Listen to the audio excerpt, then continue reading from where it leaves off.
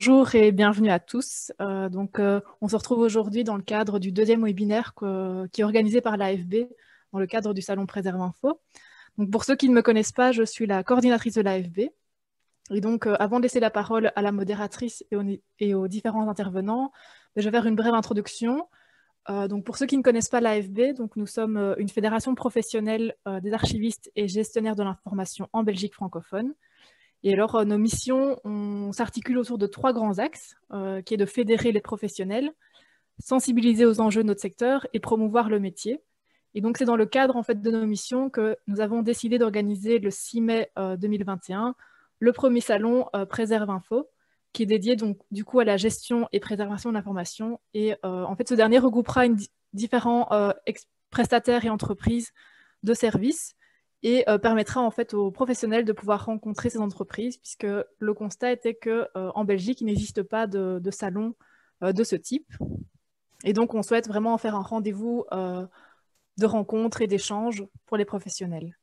Alors, je vous invite notamment aussi à parcourir notre page archiviste.be, pour ceux qui ne connaissent pas, pour avoir une idée des activités qu'on fait.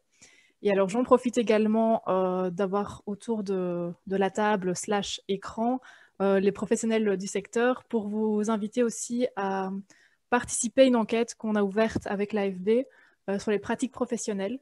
Donc, elle s'adresse principalement donc, aux archivistes gestionnaires de l'information en Belgique. Voilà. Donc, toutes les informations sont sur le site internet et sur le blog de l'association. Voilà. Donc, je vais laisser la parole à Sarah et bon webinaire à tous. Donc voilà, merci Sarah. Donc moi je suis Sarah Tavares-Gouvéa, je suis administratrice au sein de l'AFB et je suis archiviste au sein du service des archives de la ville de Bruxelles. Donc je vous souhaite la bienvenue également ici autour de ce second webinaire qui aura pour thématique la gestion des workflows dans les outils de gestion documentaire. Donc, pour voilà, brasser très large la thématique de workflow, donc, donc un workflow, c'est finalement un processus qui fait apparaître une suite de tâches et d'opérations qui sont effectuées par une ou plusieurs personnes et ou par une ou plusieurs entités qui peuvent être soit internes, mais aussi externes à une organisation. Et le but d'intégrer ces workflows dans des outils de gestion, ça permet finalement de modéliser l'ensemble des tâches à accomplir et de mettre en évidence les différents acteurs, actrices qui sont impliqués dans un processus métier. Et donc, pour nous parler de cette thématique, donc j'accueille deux intervenants, donc Younes et Grégory, que je remercie chaleureusement d'avoir accepté voilà, de participer. Et donc, je vais les laisser se présenter. Ils feront ça mieux que moi. Donc, Younes, je vous laisse la parole. Si, bonjour à tous, je me présente, je m'appelle Younes. Je suis spécialiste des ECM et de la dématérialisation du processus métier depuis 8 ans maintenant. Je travaille actuellement sur des projets principalement au sein du secrétariat général du Conseil de l'Europe pour répondre à des soucis de dématérialisation du processus et d'automatisation des flux métiers. Euh, je suis dans cette présentation pour présenter Exenit. En bref, c'est une entreprise spécialisée dans le domaine de l'ECM open source, principalement autour de l'écosystème Alfresco. Nous sommes d'ailleurs le partenaire le plus important en Belgique avec une base de clients pour lesquels nous maintenons plus que 300 millions de documents en ensemble. Et c'est des clients de tailles diverses, publics, privés, notamment de grands noms de l'assurance en Belgique, mais aussi au secteur privé, au secteur public. Nous nous spécialisons également dans la recherche d'entreprises à travers notre partenariat avec LucidWorks. Merci beaucoup, Younes. Maintenant, je laisse Grégory. Oui, bonjour à tout le monde. C'est effectivement un plaisir de participer à ce webinaire parce que c'est vraiment quelque chose qui nous tient à cœur. Donc, mon nom est Grégory Vanoy. Je suis un des cofondateurs de la société Dynamic Flows, qui est un éditeur de logiciels belge. Nous travaillons maintenant depuis près de 10 ans au développement d'une suite logicielle pour permettre réellement de s'attaquer justement à la gestion des documents de manière très très large et de tout le contenu. Donc, quand on parle de documents, on parle aussi bien de documents PDF, Word, Excel, mais également aussi des emails et tous les autres types de contenus. Donc, au fur et à mesure des années, on a acquis, je dirais, une expertise importante en termes de gestion documentaire, mais également aussi de gestion de contenu, bien sûr également aussi sur la mise en place de workflows dont on va discuter tout de suite, la gestion des tâches, la signature électronique, et aussi, je dirais, une chose très très importante pour nous et l'intelligence artificielle que l'on essaye de développer au fur et à mesure des années également aussi pour pouvoir nous assister dans tous les traitements que je viens d'évoquer auparavant. L'idée aussi, c'est qu'on a vraiment essayé un petit peu de revisiter, je dirais, la gestion documentaire comme elle se pratique ou se pratiquait, je dirais, dans les applicatifs assez connus, pour pouvoir vraiment apporter une nouvelle manière de travailler autour de la gestion du contenu. Et c'est comme ça qu'on parle aussi beaucoup de collaboration autour de la gestion, aussi bien des emails qui sont très très peu naturellement, je dirais, aujourd'hui traités dans les gestions documentaires, les documents de manière assez large et bien sûr toutes les actions qu'il y a à prendre derrière. Alors aujourd'hui, on assiste aussi bien des clients, aussi bien dans le monde du privé que du public. Au départ, on avait commencé plutôt pour des grandes organisations comme KPMG et autres qui sont plutôt dans le monde privé. Et on est très, très fort rentré ces dernières années dans le monde public. Donc, on aide aussi bien des OIP que des villes, que des communes, que des CPAS, je dirais, à faire ce grand trajet de numérisation et de digitalisation au travers aussi bien de la gestion du contenu que des fameux workflows que nous allons évoquer. Merci beaucoup.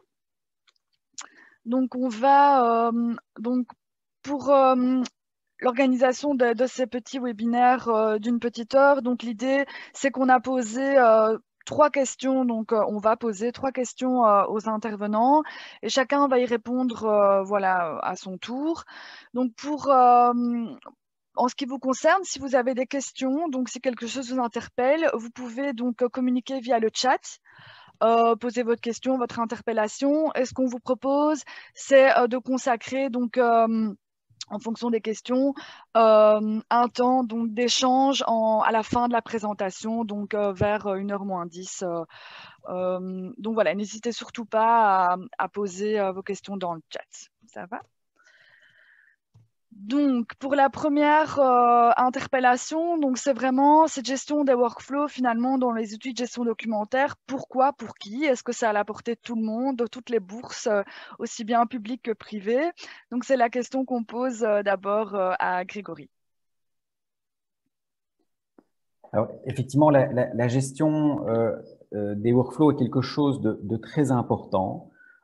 C'est sûr que le point de départ est bien sûr de rassembler tout le contenu. Donc là, on parle de la gestion documentaire. Je dirais que même le terme gestion documentaire évolue parce qu'on parle de plus en plus d'une gestion du contenu, d'une gestion simple uniquement des documents. Et donc là, très vite, à partir du moment où on est parti dans le trajet de mettre en place une gestion documentaire, on va devoir travailler sur la mise en place de processus, de workflow, qui est le terme, je dirais, un peu plus générique. Alors, je pense que Sarah a un petit peu expliqué, donné une définition de ce qu'est un workflow. Si je voudrais un tout petit peu la simplifier, je dirais que pour tout un chacun, comme on peut le voir sur le slide, l'idée c'est de mettre de vous permettre à chacun de choisir en fait, de voir un peu comment réaliser les tâches, de comment mettre un processus en place. Et ce qui est, je dirais, très, très important aujourd'hui, c'est qu'en fait, on le fait déjà de manière très souvent manuelle. Donc, en fait, ce que nous, je dirais, on essaye de faire ressortir, je dirais, aux utilisateurs, c'est de bien se dire aujourd'hui comment je travaille, comment chaque jour, entre guillemets, j'exécute et je gère déjà des tâches. Et en fait, je réalise la plupart du temps encore aujourd'hui manuellement des processus. Eh bien, ces processus se font encore très souvent sur papier. Et donc, l'idée est clairement de pouvoir réaliser de manière, je dirais, plus fluide cette action, ou en tout cas gérer à travers différents types d'interfaces ou des logiciels pour pouvoir arriver à ce type de gestion. Alors ici, j'ai voulu, entre guillemets, mettre des cas de figure pour être assez concret, parce qu'effectivement, comme le disait Sarah, aujourd'hui, la plupart des organisations se demandent est-ce que eux-mêmes peuvent, je dirais, mettre en place des processus? Est-ce que je suis pas trop petit? Est-ce que c'est pas trop complexe? Et ainsi de suite. Et souvent, les organisations ont peut-être du mal à faire le pas, à passer ces barrières. Et c'est pour ça qu'à travers, je dirais, l'énumération de quelques cas concrets, peut-être que ça peut vous aussi faire, je dirais, sauter ces barrières et bien comprendre aujourd'hui, à travers les exemples, comment on peut très facilement, je dirais, quitter, je dirais, le monde d'un archivage classique d'un dossier pour pouvoir mettre en place aussi un véritable processus derrière. Alors très souvent, quand les gens commencent à vouloir en tout cas se numériser, se digitaliser, ben, ils vont commencer à se dire ben, aujourd'hui, comment rentrent les documents aujourd'hui? Ben, souvent, ils rentrent de manière papier ou via le canal du mail. Et donc, on va parler par exemple des courriers entrants, des courriers sortants, qui vont clairement devoir être mis dans un processus. Alors le processus au départ, c'est peut-être de scanner le courrier entrant pour qu'ensuite on le mette dans un processus. Et ce processus, comme je l'expliquais, souvent il existe déjà, il est souvent manuel, hein, ça peut être le courrier qui transite à travers les services, mais à chaque étape, il est nécessaire peut-être d'y apposer, je dirais, un commentaire, d'y apposer une nouvelle métadonnée, voire même de le signer. Et donc, on va pouvoir définir et établir tout ce processus et même pouvoir donner des statuts, des états également aussi. Et si on parle du courrier, ben, quand on vous interpelle par courrier, ben, c'est souvent qu'on attend naturellement une réponse, donc il y aura un courrier sortant, et qu'à tout moment, ben, on aimerait bien savoir ben, si tous les courriers qui sont rentrés ont été correctement traités et si en final, je dirais, toutes les actions qui devaient être prises ont été faites par rapport à ce courrier entrant. Donc, c'est un exemple, mais après, on se rend compte effectivement dans le quotidien que toute une série de processus existent. Si je notais encore, par exemple, les notes de réunion et leur suivi, la mise en place d'un processus au niveau de la gestion des marchés, par exemple, quelque chose qui est très répandu également aussi, c'est la gestion des boîtes mail génériques, parce qu'aujourd'hui, ben, on traite, je dirais, les courriers entrants, mais le nouveau courrier entrant est certainement le mail qui doit également aussi être indiqué et rentrer bien sûr dans un processus. Donc ce qui est clair, c'est que très très vite, on peut, je dirais, définir ou en tout cas répertorier toute une série de processus métiers qui vont être, je dirais, logiquement assez faciles à identifier et ensuite, je dirais, la première étape dans la mise en place d'un processus, c'est simplement de le décrire, des fois sur papier, pour après pouvoir le transposer éventuellement dans une solution. Donc, pourquoi, je dirais, mettre en place des workflows? Ben, c'est certainement pour pouvoir, gagner du temps, parce qu'aujourd'hui, ben, un processus, je dirais, qui sera plus manuel, plus papier, ben, naturellement, va être chronophage, et donc, notre idée, clairement, à travers la mise en place de processus, c'est de faire gagner du temps à l'organisation, c'est de gagner, bien sûr, aussi en productivité. Donc, et en final, c'est bien sûr être sûr que toutes ces étapes seront bien numérisées et digitalisées, bien sûr, en finale, pour qu'on ait un dossier complet et donc derrière un archivage complet également aussi par rapport à tous les documents qui pourraient à un moment rentrer, bien sûr, dans le processus. Alors, par rapport à la question pour qui, je pense qu'aujourd'hui, toutes les organisations doivent se sentir concernées par ça, mais par contre, nous, la volonté, c'est réellement de changer la vie de l'utilisateur. Donc, ça veut dire que quand on met en place un processus, l'idée, c'est vraiment que l'utilisateur final, que n'importe qui, entre guillemets, travaille et rentrera dans le processus, il trouve son avantage, naturellement, et que, je dirais, son travail soit plus fluide, plus simple, que la recherche d'informations aussi qui sera faite derrière sera plus facile et que clairement son travail sera, je dirais, bien identifié et clair pour lui, quoi.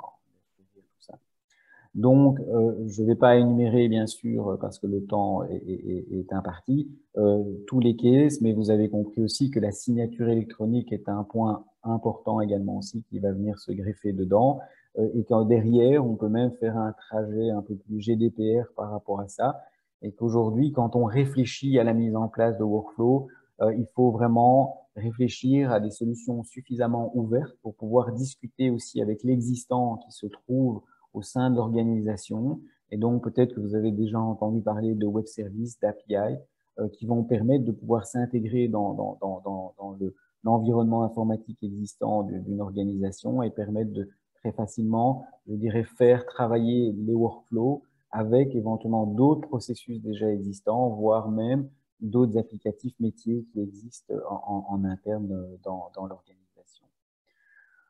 Voilà, je vais peut-être en rester là à ce niveau-ci. Merci beaucoup, Grégory. Donc voilà, Younes, maintenant je vous laisse la parole pour la même thématique. Merci.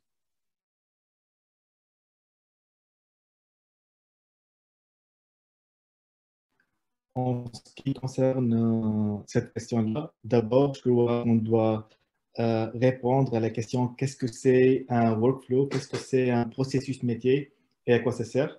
En fait, c'est pas un concept nouveau, c'est exactement ce que tous les business ou presque sont en train d'implémenter ou de suivre, pour aboutir à un résultat donné dans leur métier. C'est rien d'autre qu'une corrélation de tâches structurées pour aboutir à une certaine finalité dans n'importe quel contexte.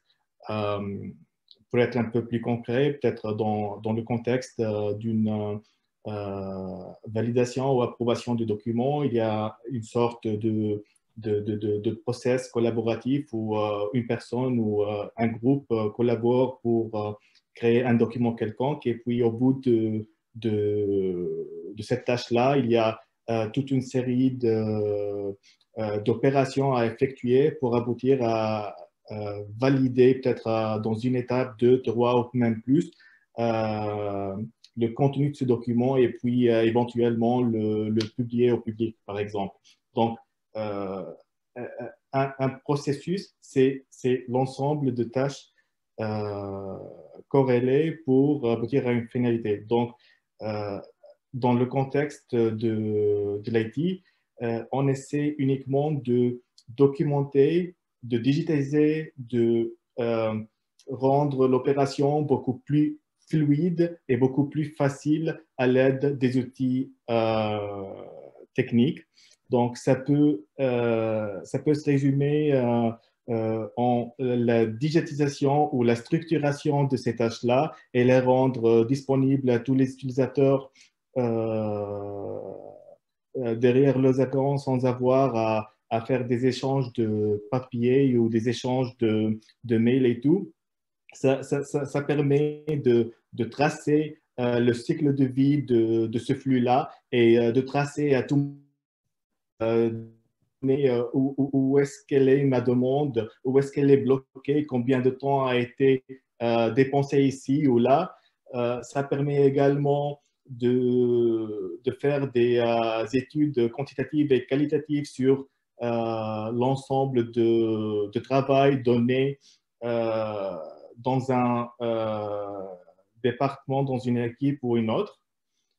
Donc, en bref, c'est ça. Je crois que c'est à la portée de tous et c'est un outil indispensable pour permettre aux utilisateurs ou aux fonctionnaires de répondre au mieux de leurs tâches journalières. Ça aide aussi dans des besoins de conformité pour s'assurer que certaines tâches ont été effectuées dans les règles de l'art et souvent suivant la législation en vigueur. Ça aide également dans des besoins d'encadrement ou de formation parce que si on n'a pas des processus ou des workflows digitalisés, on risque effectivement que la connaissance et chez les personnes en particulier et n'est pas partagée et du coup il y a une montée en connaissance assez lente pour les nouveaux collègues et pour yeah. Ouais, pour les nouveaux collègues ou les nouveaux venus dans un département ou un autre. Donc, en bref, c'est un peu ça, les bénéfices, les avantages d'avoir des workflows dans les outils de gestion documentaire. Merci beaucoup. Donc, vous avez commencé effectivement par redéfinir donc les workflows, la différence avec les processus, etc. Donc, du coup, ça permet d'introduire la seconde thématique qui finalement introduit l'idée qu'on a quand même différents types de workflows. Et ici, donc, l'idée, c'est d'opposer ou en tout cas d'expliciter la différence entre ce qu'on peut appeler un workflow documentaire et versus un workflow avancé. Younes, je vous laisse la parole. Donc, dans ce sens-là, on peut différencier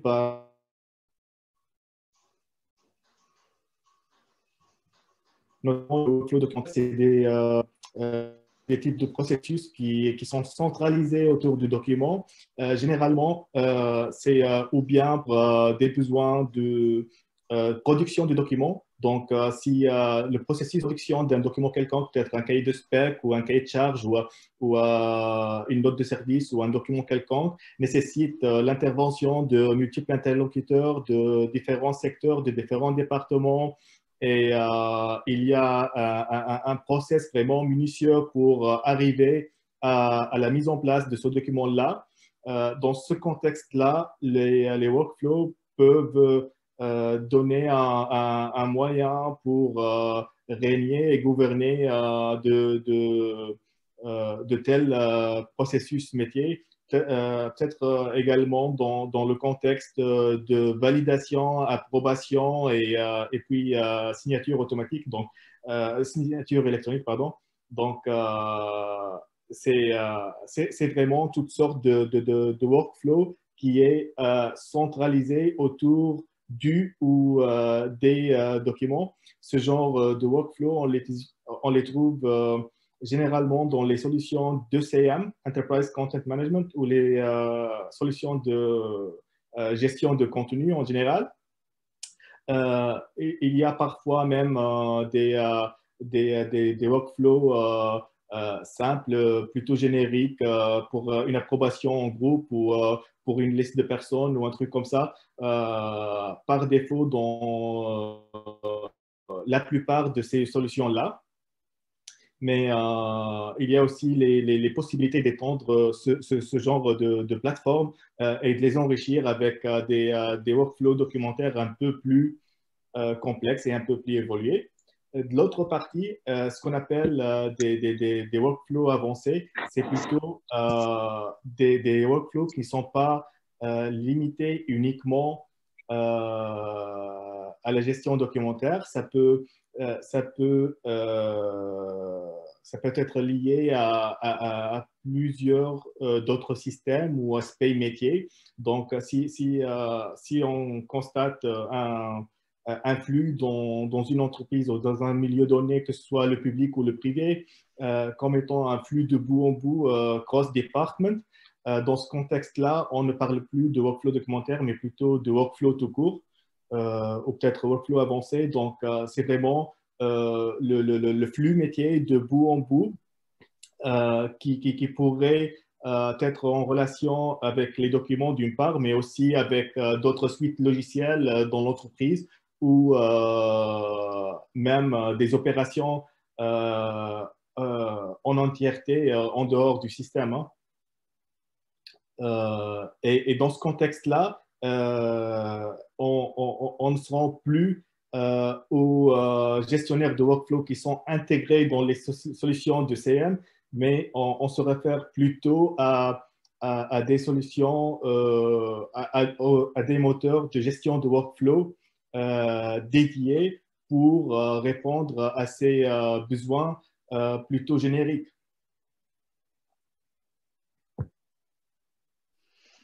Merci beaucoup. Grégory, je vous laisse la main. Oui, merci. Donc, effectivement, aujourd'hui, quand on parle de workflow, très souvent, effectivement, on se réfère plutôt à des workflows de type documentaire. Donc, ça veut dire que le document va suivre tout un trajet, je dirais, au sein d'organisation, comme on en discutait un peu auparavant.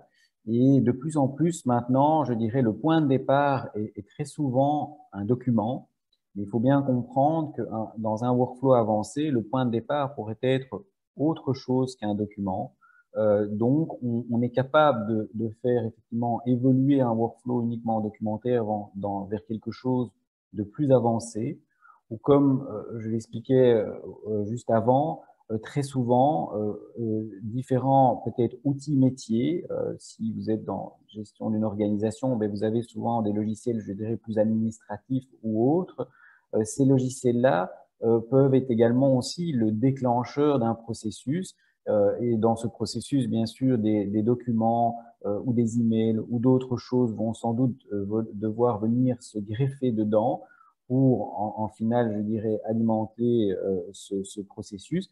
Mais le processus peut être juste une tâche à accomplir qui n'est pas, bien sûr, la composition d'un document, peut être aussi une approbation, peut-être effectivement aussi une signature. Alors de nouveau, en termes de signature, ça peut être une signature simple, comme ça peut être une signature qualifiée, donc qui nécessite par exemple une authentification avec l'EID ou un autre moyen d'authentification et de signature officielle.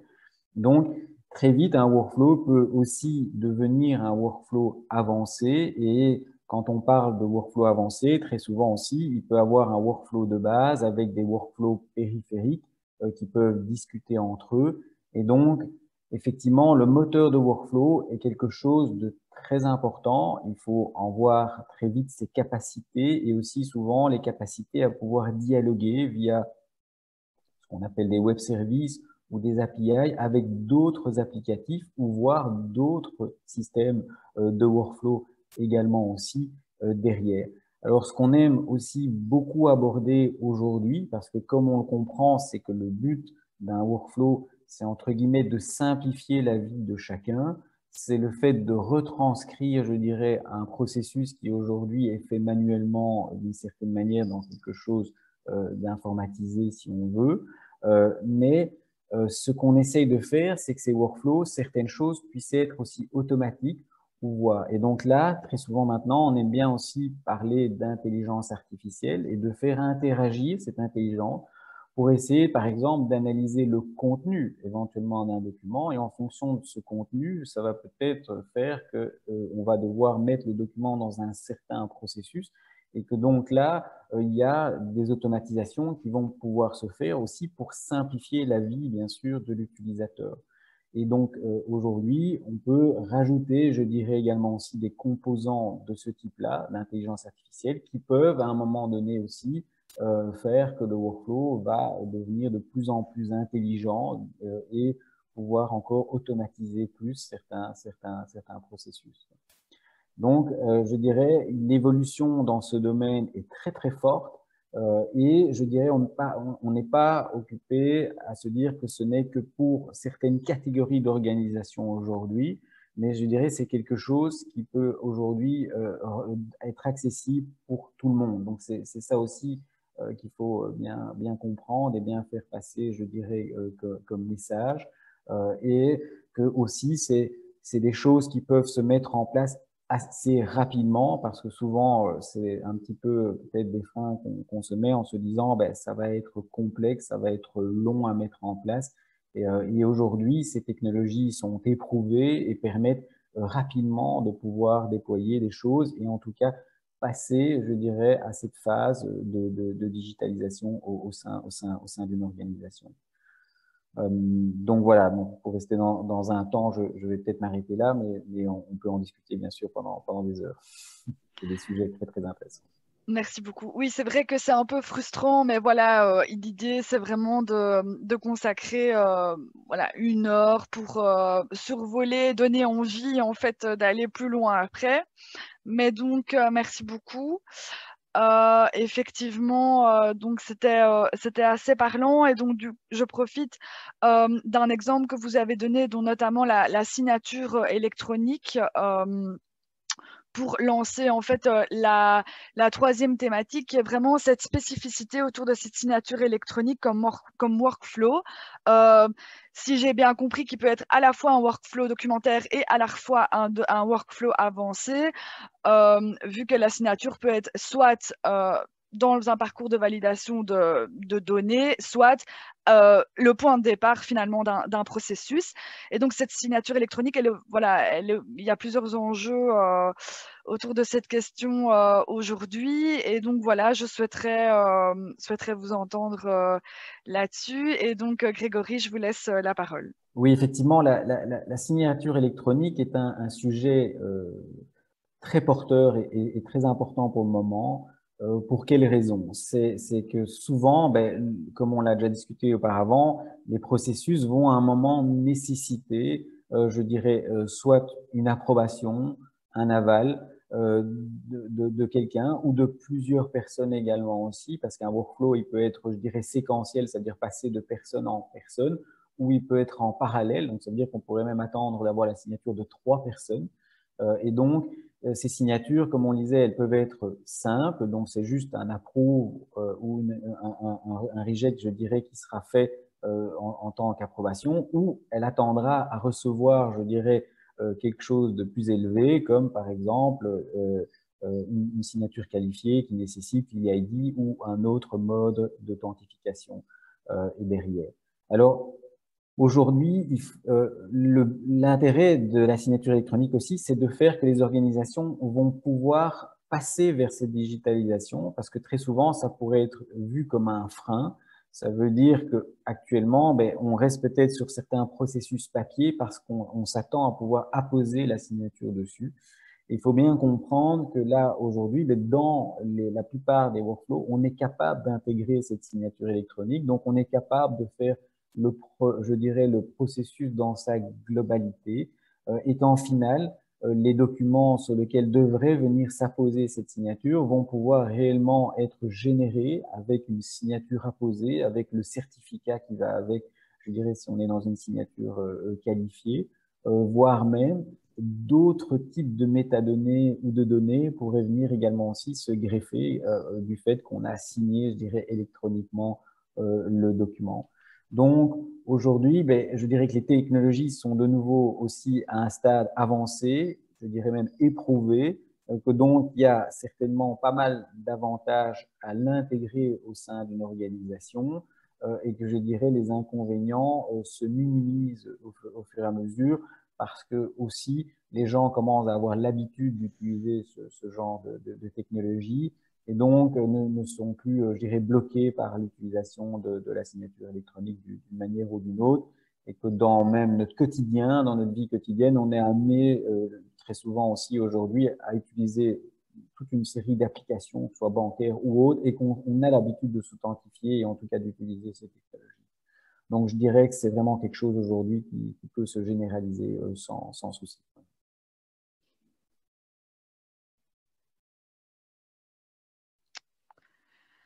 Pardon, j'ai bugué. Donc Younes, excusez-moi. Ouais, sur cette thématique-là, et pour essayer de ne pas répéter certains éléments que Grégory vient d'énoncer, je voulais mettre l'accent sur une petite différenciation entre deux trucs qui sont souvent confondus.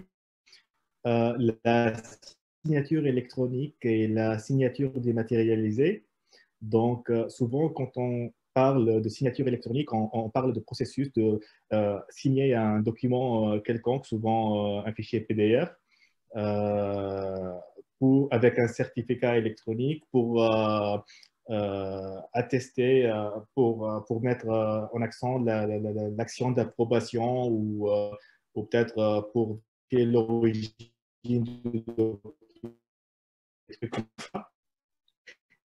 Il y a également la signature dématérialisée, c'est le fait de superposer les paraphes ou la signature via un terminal mobile ou autre sur le document euh, pour, euh, euh,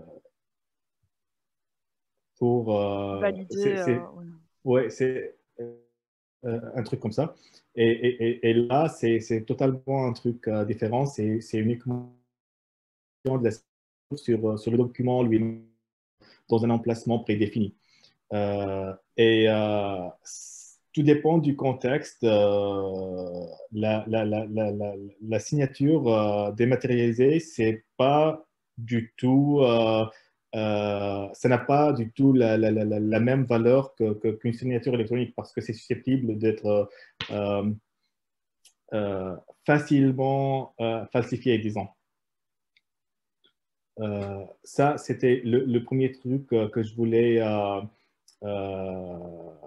clarifier. Et puis, pour les workflows dans le contexte de l'ECM, on a souvent un workflow qui règne le cycle de vie du document dès son entrée sur la plateforme et jusqu'à le moment où il est archivé ou peut-être détruit. Et souvent, euh, dans ces scénarios-là, on a besoin d'intégrer un mécanisme pour marquer l'approbation ou pour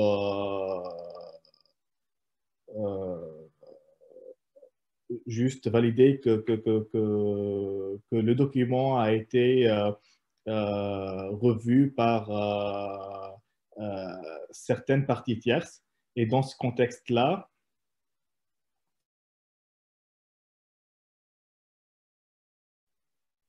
euh,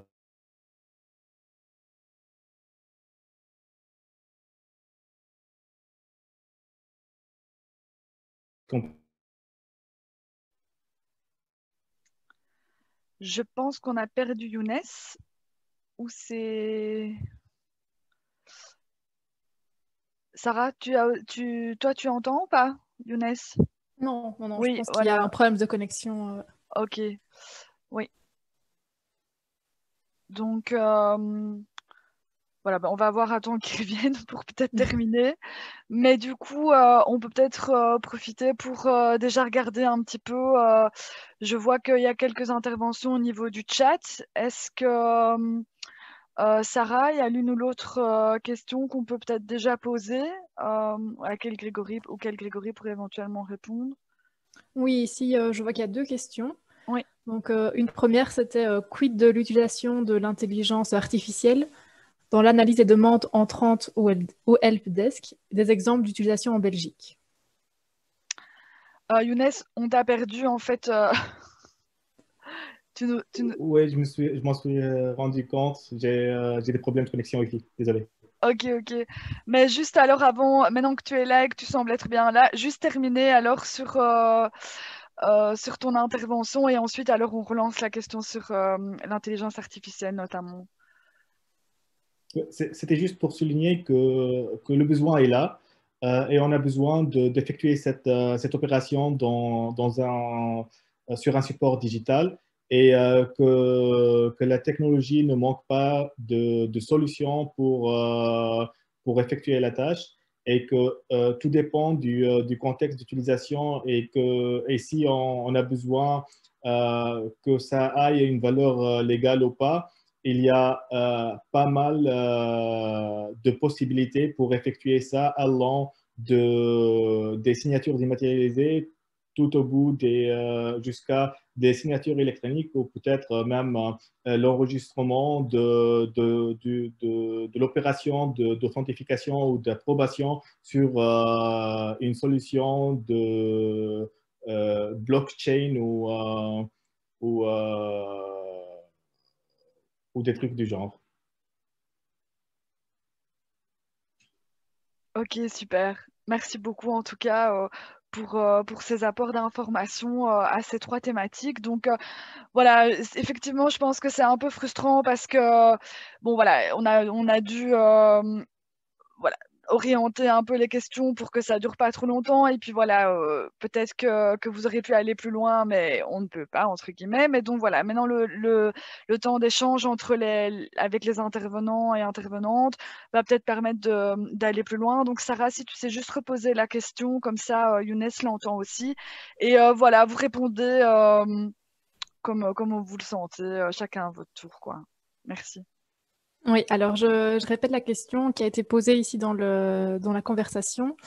C'était à propos de l'utilisation de l'intelligence artificielle dans l'analyse des demandes entrantes au helpdesk.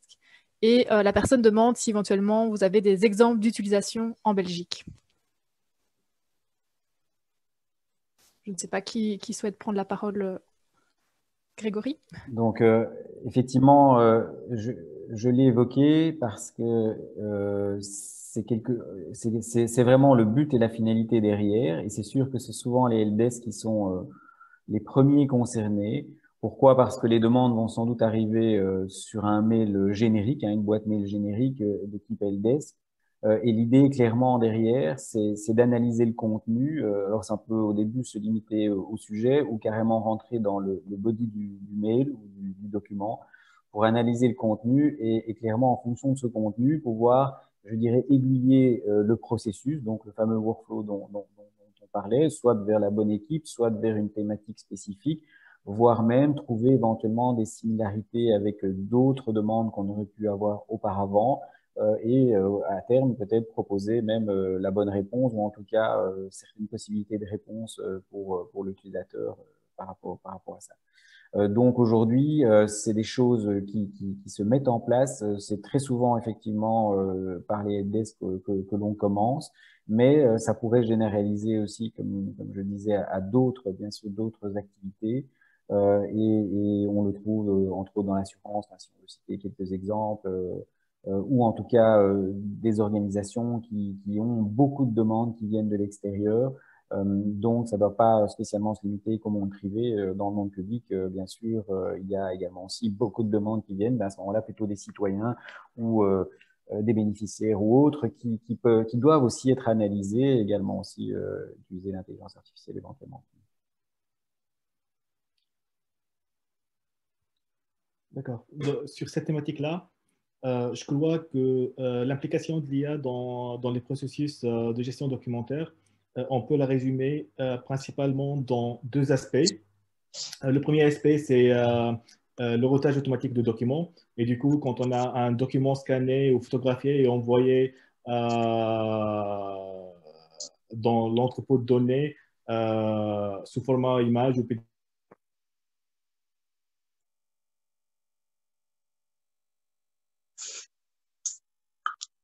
pour assister à effectuer la tâche, on a recours à des solutions d'intelligence artificielle pour faciliter l'opération et s'il ne manque pas de solutions, on a principalement les grands du cloud, notamment AWS et Azure, qui fournissent des fonctionnalités et des API pour effectuer ces opérations-là. Donc, au niveau de la lecture, du routage automatique des documents, donc, on ne fait que consommer un service dans le cloud pour lui dire, OK, on a eu ce document-là, qu'est-ce que c'est? Et le service répond, OK, c'est un constat, c'est une facture client, c'est une pièce d'identité, c'est un permis de conduire ou autre. Et puis, la seconde phase de l'application de l'intelligence artificielle, c'est de faire une lecture automatique de documents. Et ça c'est rien d'autre que de lire les informations sur le document lui-même et d'essayer de remplir de façon automatisée la liste de métadonnées décrivant ce document-là. Et souvent, on trouve ces deux opérations corrélées dans un microprocessus avec une tâche humaine à la fin, une sorte d'opération de vidéocodage où l'utilisateur trouve devant lui, d'une part, un formulaire avec les métadonnées pré-remplies de façon machinale, automatisée, et de l'autre part, le document réel. Et au cas de petites erreurs ou de problématiques avec les données reconnues de façon automatique, un utilisateur humain pourrait éventuellement rectifier les données et remettre les informations au système pour une éventuelle opération d'apprentissage pour que ce genre d'erreur n'aille pas lieu au futur et pour que le document soit sauvegardé sur le système avec les bonnes métadonnées. Merci pour la réponse. Donc, je vois que dans le chat, la seconde question, il y a eu un petit débat. Enfin, voilà, c'est super chouette de voir que vous êtes actifs dans le chat. Mais je propose peut-être à Caroline Pusch, donc, qui posait la question, peut-être elle-même de prendre la parole pour la question, parce que j'ai peur de ne pas être fidèle justement à la question posée par rapport au débat qui a eu lieu. Donc, si Caroline pourrait prendre la parole, ce serait gentil. Oui, merci. je ne sais pas si vous m'entendez. Parfait. Oui. Ah, voilà. Donc, oui, ça peut paraître un peu compliqué ce que j'ai expliqué, mais en fait, on se heurte à un problème depuis un certain temps. Donc, je fais partie de l'administration de la Louvière, donc la ville et le CPS.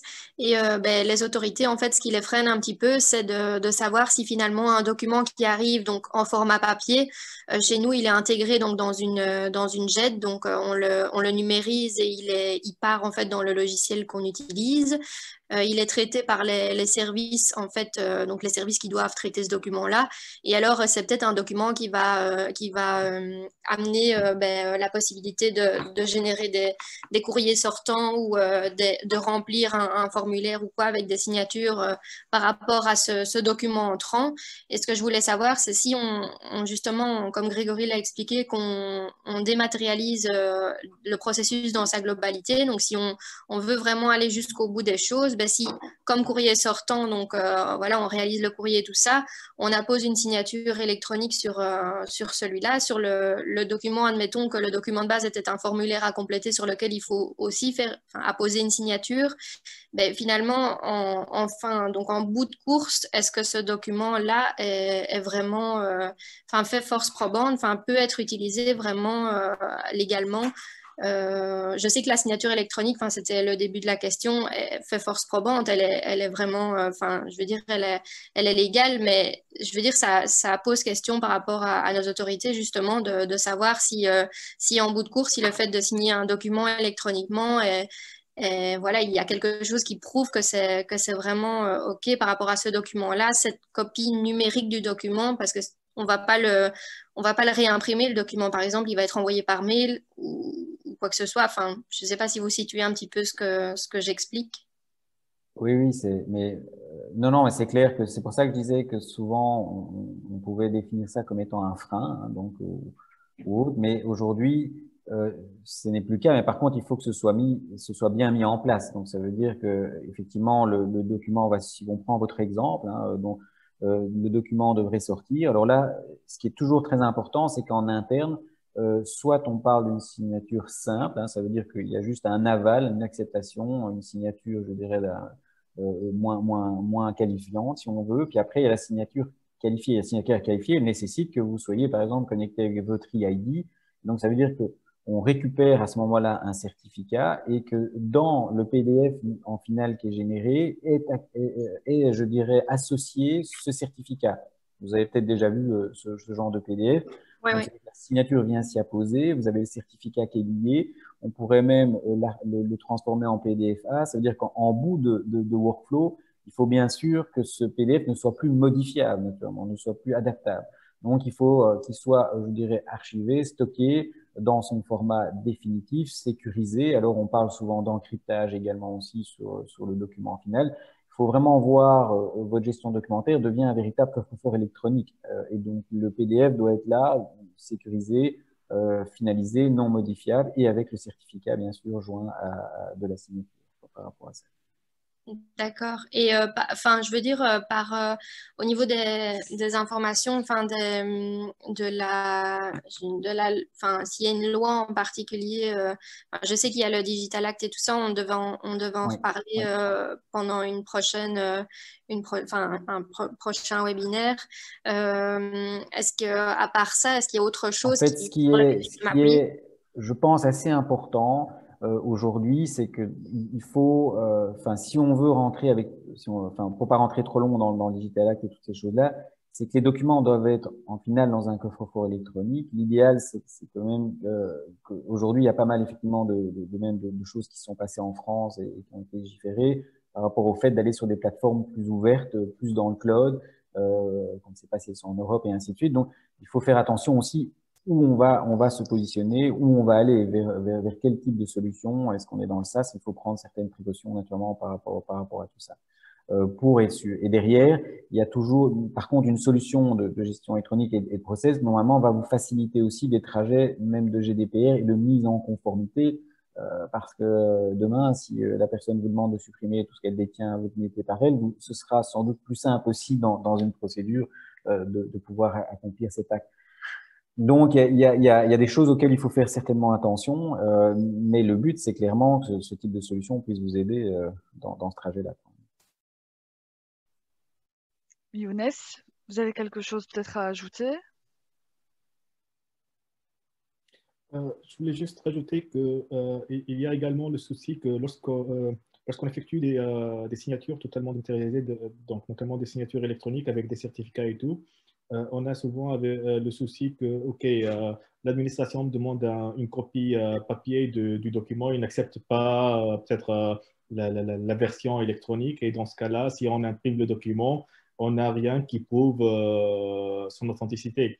Et pour les cas du genre, j'ai vu dans l'industrie une pratique de mettre une sorte de QR code avec une sorte de clé unique qui nous renvoie sur un site sur le web de la partie qui a généré le document.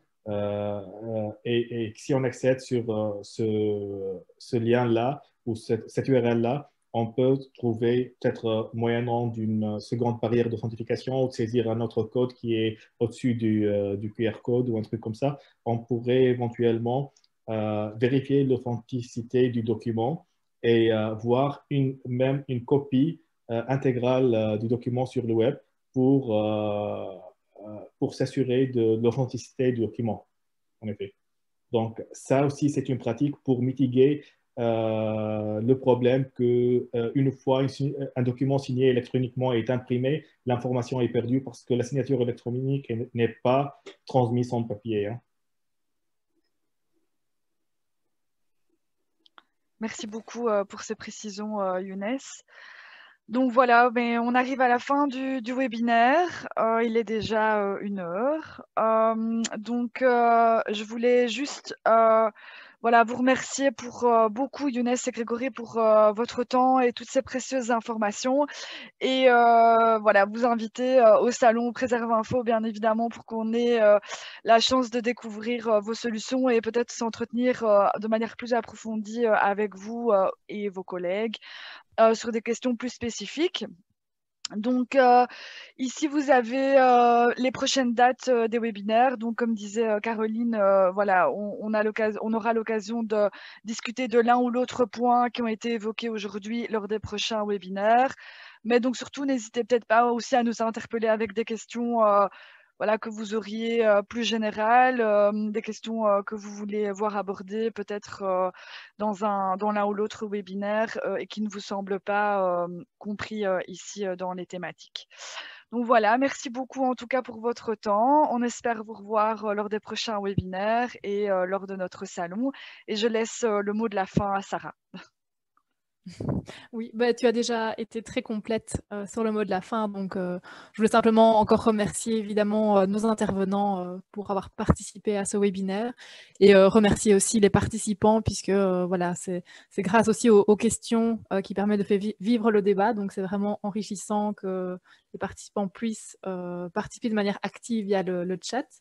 Et donc, comme le disait Sarah, ben, on vous retrouvera lors des prochains webinaires. Et donc, n'hésitez pas, en tant qu'association professionnelle, on est aussi demandeur aussi par rapport à vos attentes en formation ou autres webinaires. On est à l'écoute de tout ça pour pouvoir répondre à vos besoins. Voilà, je vous remercie et je vous souhaite à tous une belle après-midi et un bon appétit si ce n'est pas déjà fait. Bon après-midi, merci. Un grand merci également à tout le monde.